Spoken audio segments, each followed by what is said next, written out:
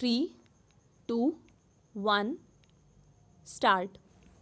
Mr. Speaker, sir, I am very grateful to all the honorable members on all sides of this august house who have taken part in the debate on the finance bill.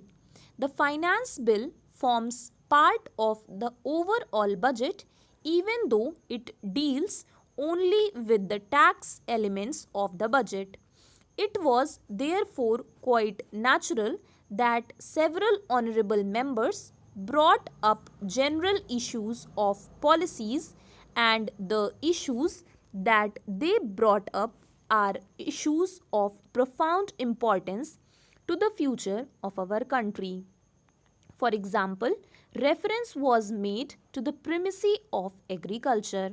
Sri Chandrakar brought out the massive problem of land and water degradation in our country, which, if not tackled, will hurt the living standard of millions and millions of farmers living in our country on the edges of subsistence. Sri George Fernandez brought out the issue of regional imbalances, and these regional imbalances should be a source of concern to all segments of this house.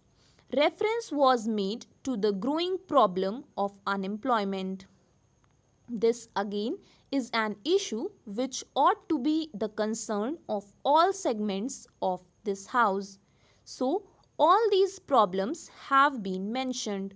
The same way Sri George Fernandez specifically referred to the inadequacy of the infrastructure of power in Bihar, how it is contributing to the continued backwardness of potentially very rich state of the union. All these are very live issues, and these must be tackled if this country is to achieve its fullest development potential, if the aspirations of the people of this country for a better tomorrow are to become a living reality. But how it is to come about? I submit to this august house that these aspirations cannot be given a living reality if the physical mess in which we have got into is not set right. India today has unsustainable physical deficit, and this is a point on which all shades of public opinion, all shades of economists are agreed.